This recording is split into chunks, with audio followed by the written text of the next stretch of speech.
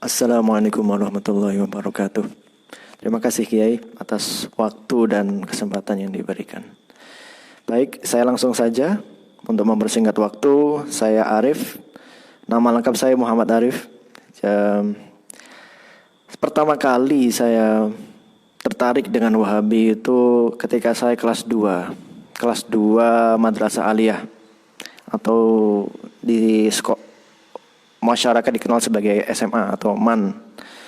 Di saat itu ada salah satu guru saya yang memang Ustadz Wahabi yang dia memang dikenal di situ. Saya sebutkan langsung nama organisasinya, boleh saya sebutkan nama?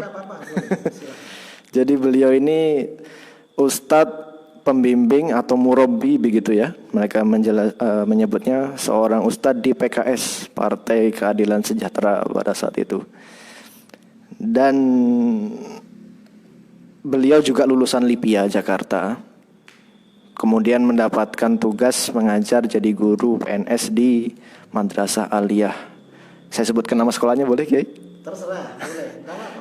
Nama sekolahnya Madrasah Aliyah Negeri 3. Sekarang namanya jadi Madrasah Aliyah Negeri 2. Ustadz itu saya sebutkan namanya boleh? Silakan. Ustadznya namanya Farid Hamidi. Seorang ustadz di PKS dan lulusan Jakarta juga, LIPIA Jakarta. Nah, pertama kali saya tertarik karena beliau menjelaskan tentang akidah. Waktu itu ada pelajaran akidah akhlak. Dan buku yang dipakai itu menjelaskan buku Tauhid. Isi bukunya itu Tauhid 3. Bukan sifat 20 sebagai yang mana yang kita kenal di Ahlussunnah wal Jamaah. Tapi Tauhid 3. Jadi beliau Ustadz Farid Hamidi memperkenalkan Tauhid ketiga ini, Tauhid 3 kepada kami siswa. Mulai dari situ saya tertarik. Beliau menjelaskan waktu itu tentang STBC. Waktu awal kali menjelaskan tentang akidah waktu itu STBC. Singkatan dari syirik, takhayul, bid'ah, dan khurafat. Dan waktu itu saya berpikiran, oh ternyata amalan saya selama ini dan seluruh amalan teman-teman saya yang dalam kelas itu dikategorikan sebagai syirik. Apakah itu syirik, takhayul, bid'ah, dan khurafat. Dan banyak teman-teman saya yang berkeyakinan seperti itu, bahwa selama ini kita berperilaku melakukan amalan yang menjurus ke STBC ini, syirik, takhayul, bid'ah, dan khurafat.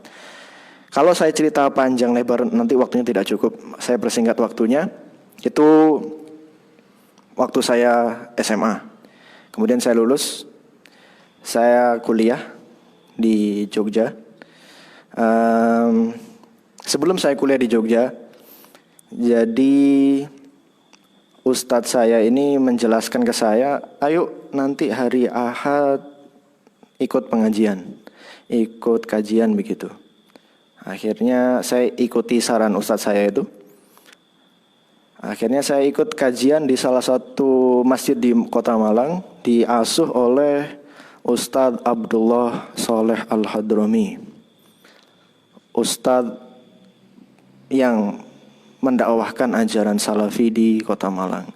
Kemudian saya ikut juga kajiannya Ustadz Agus Hasan Basori.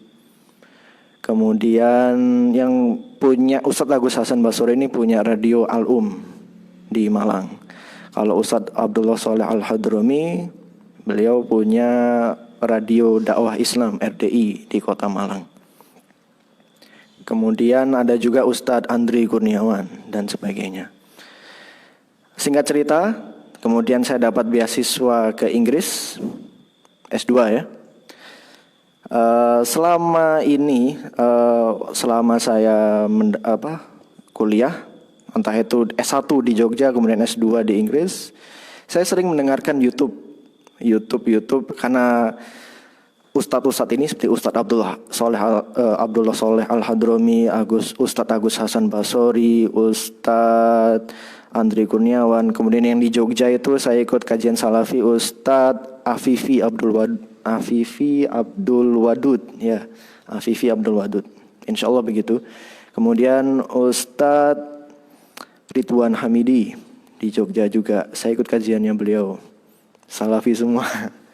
Dari situ beliau mengingatkan saya, nanti Mas Arif kalau di Inggris, kalau kuliah S2 nanti jangan lupa lihat YouTube kajian ustadz-ustadz sunnah. Mereka nyebutnya ustadz sunnah.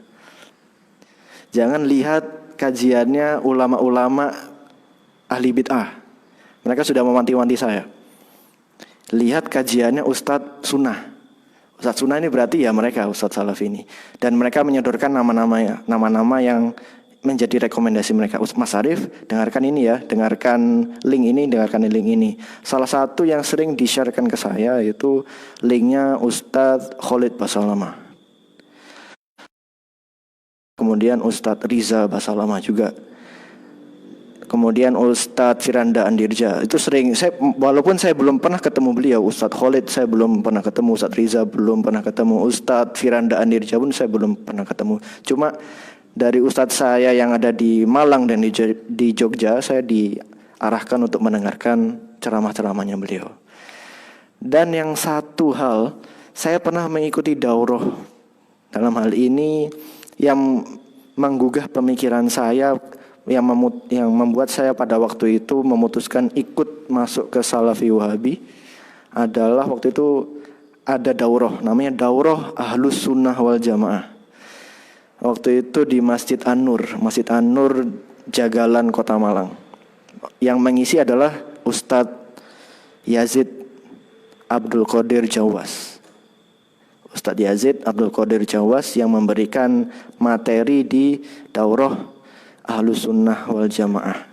Dan pada waktu itu beliau menyampaikannya dengan semangat, dengan gigih bahwa kita ini memang waktu itu di forum masjid, kita ini adalah pengikut salaf, pengikut salafus soleh.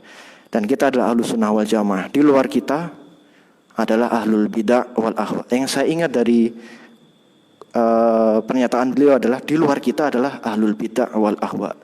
Ahlul Bidah wal Ahwa kalau diterjemahkan adalah pelaku bid'ah dan pengikut hawa nafsu.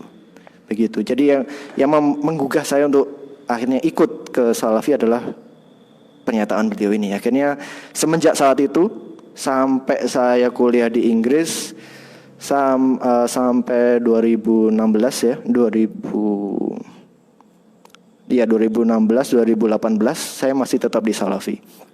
Pulang ke Indonesia, akhirnya saya tobat karena untuk cerita tobatnya insya Allah dilanjut besoknya, episode ketiga.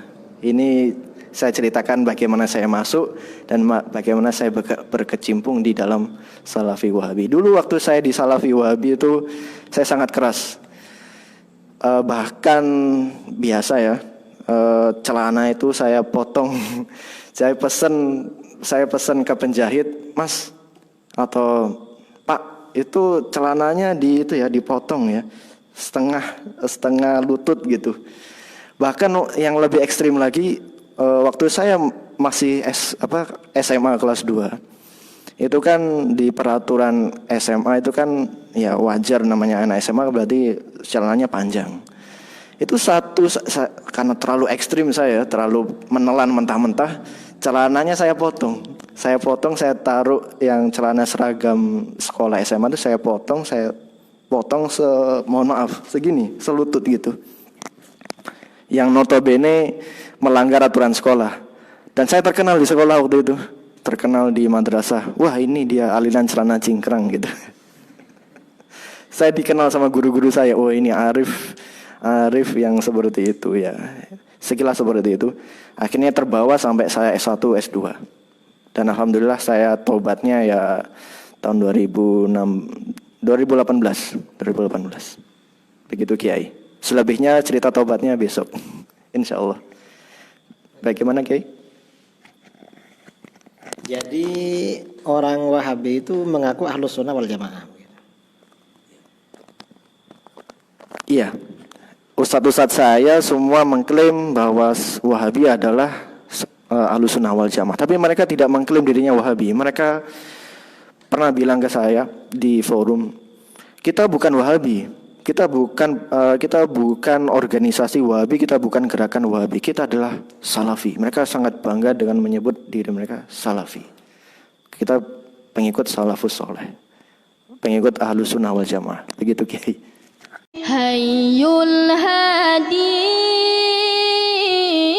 bi ajmala dzikra